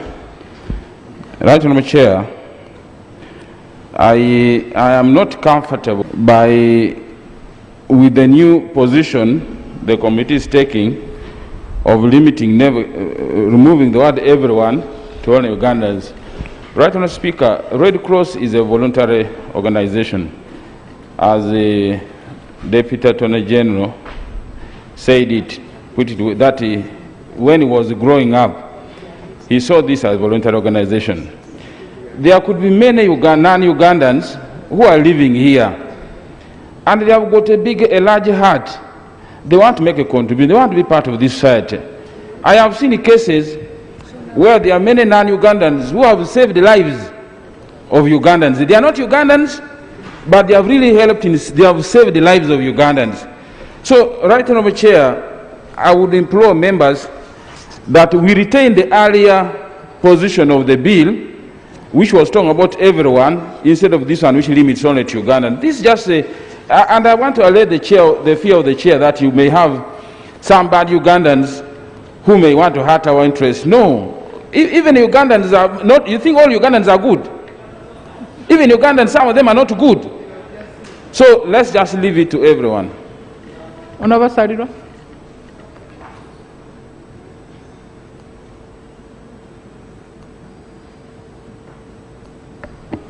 Chair, I thank you very much for this opportunity once again. I want to agree with the proposal that we maintain the clause as it is, since, Chair, under 7.2, there is a provision to categorize the membership. So that clause 1 says everyone. And then under clause 2, you begin categorizing the membership, and that's when you can allay the fears.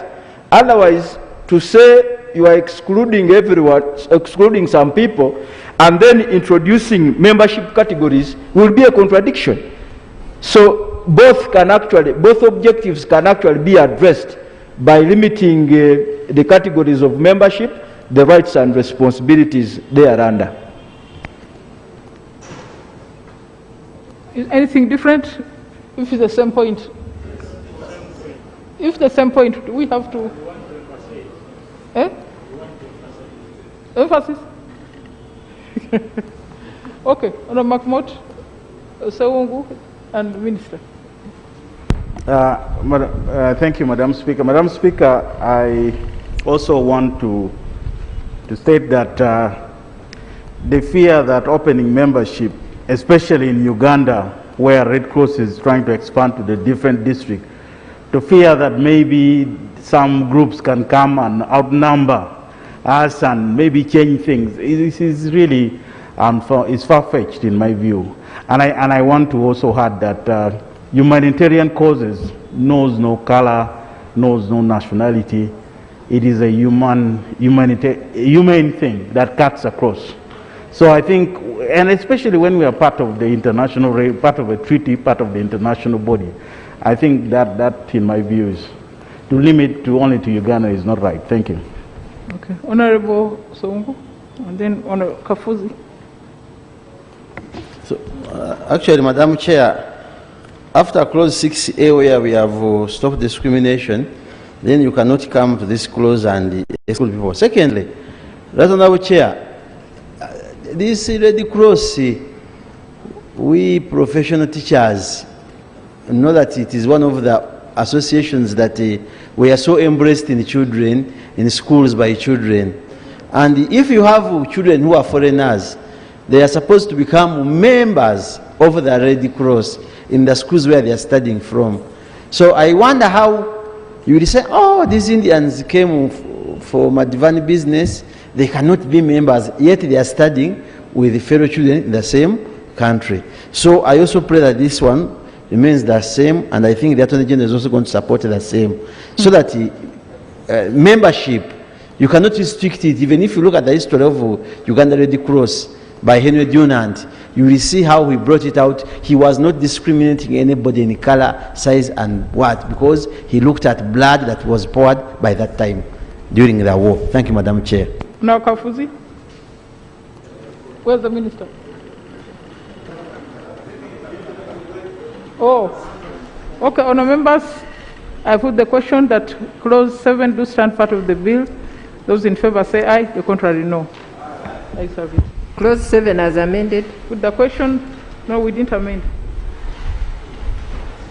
Oh, there was 7.2.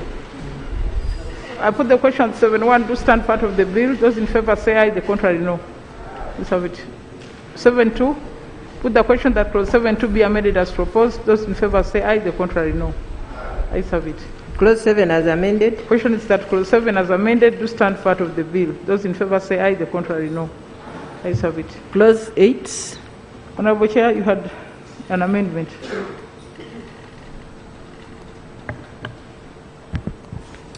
Thank you, Right Honourable Chair. Clause 8.1, we are substituting for clause 1 the following. The supreme governing body of the society shall be a national council constituted in accordance with the regulations made under this act. Justification: for clarity and to ensure consistency with the current existing governance structures under the Uganda Red Cross Society Constitution. It is a consequential amendment. Clause 8.2, substitute for the word Constitution appearing at the end of the provision the word regulations. Justification for special amendment. we are proposing for a new clause. Insert a new clause immediately after subclause 2 as follows.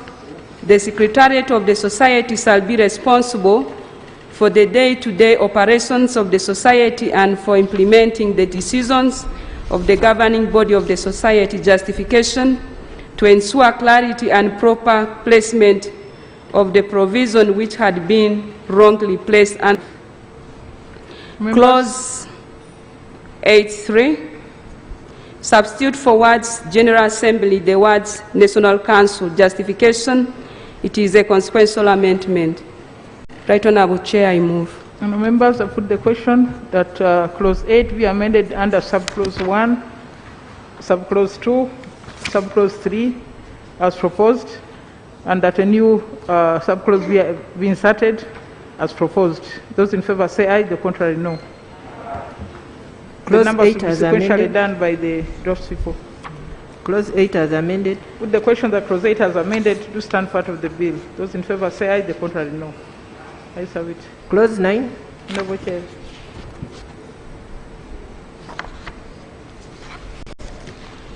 Thank you, Chair. Clause 9.1, we are substituting for the words its humanitarian activities in conformity with the principles, policies, and regulations of the Red Cross and Red Crescent movements, appearing in line 3 and 4, the words objects under this Act. Justification: for specificity. 9.2, delete subclause 2. Justification: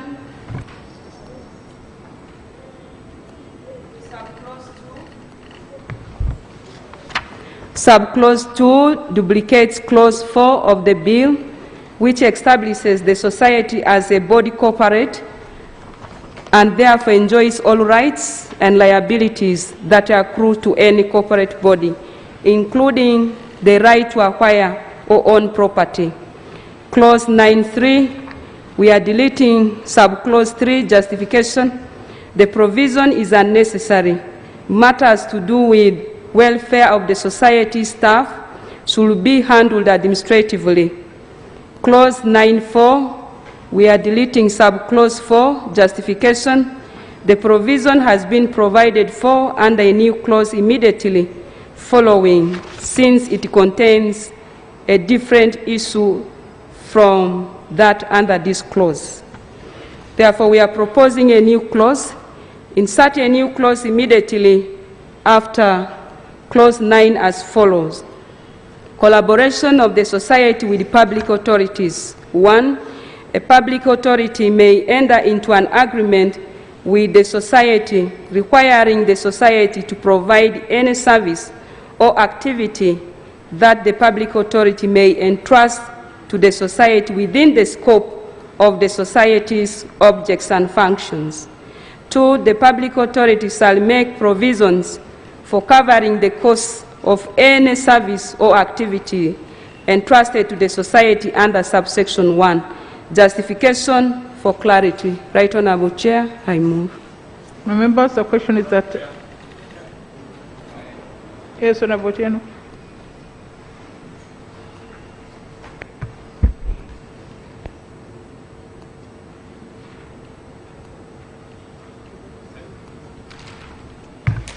Thank you, Right Honourable Chair. Right Honourable Chair, the amendment under 9.1, where the committee is proposing to remove the word humanitarian activities and replace it with the object. Chair, I am not convinced, because primarily whatever Red Cross does, it's basically a humanitarian activity. Sorry? And it's more appealing, Right Honourable Speaker, Right Honourable Chair, even somebody who would want to give in resource or make a contribution would be more encouraged if we maintain in the way it was in the original bill, humanitarian activities, than if we substitute it's because surely this is what the core mandate, this is what actually Red Cross Society does. it does humanitarian work. So I would implore the committee that we retain the original draft of the bill, the way it was, the humanitarian activity, so that it actually captures the real spirit of what Red Cross is all about. Thank you. Now, Mahmoud. Madam Speaker, I also have concern with deleting subclause 3, which provides that the society may constitute and administer any reserve insurance or other funds for its staff. I think the justification for deleting it was stated as that can be done administratively. But I think if the parent act, if the mother act does not give the legal basis for it, especially with respect to insurance and other things, can that not be challenged? So I wonder whether this should not stay. Thank you. Honorable Chair, what's your rationale for deleting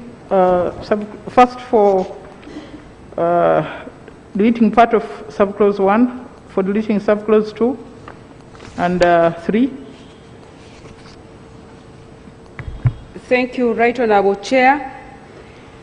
We deleted clause 9.1 because all the activities, programs, have been described clearly under the objects of the bill. And that is where it has been broken down into the specific activities. So for us, we felt if one wants to understand what Red Cross Society is to do, it has to go to the specific objects of the bill, which we have already worked on. No. Honourable Member, you know, this clause 9 is dealing with property and assets of the society. So you're taking away the power of the society to own property, to dispose of it, to manage it. Yet in the report we're told that the society in Kenya owns hotels. This is what you're doing. You're removing that power. Similarly, 3. It's not just about objectives. The marginal note is about property and assets of the society. Thank you, Chair. In 3, we deleted it because we felt issues of welfare are so administrative. Therefore, there's no need to put it and to put it in the law. That was the reason we have. No, but this is about a reserve fund. This is a reserve fund, an insurance fund, and other funds. It's not just a question of getting insurance.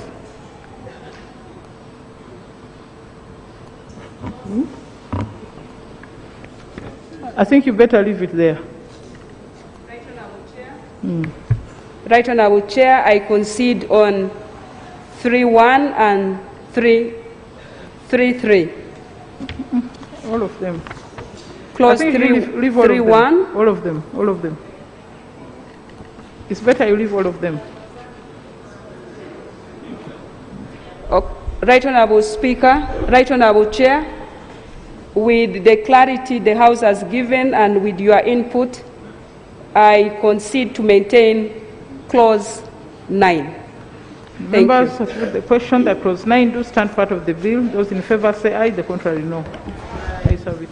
Clause 10. Clause 10, Honourable Chair, you have some amendments.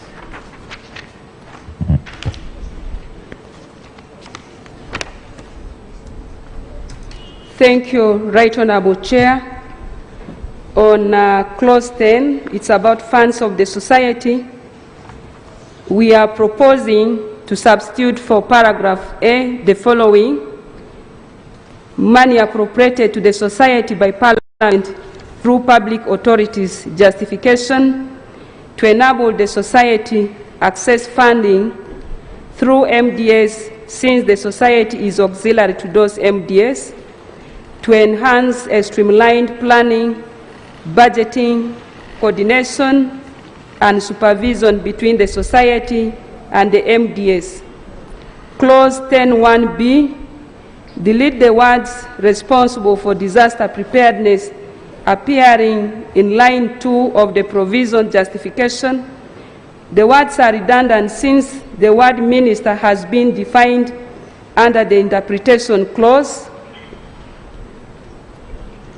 Clause 10(1)(d), substitute for the words advancement of the humanitarian work of the society appearing in lines 2 and 3, the words purpose of its objects, justification for specificity.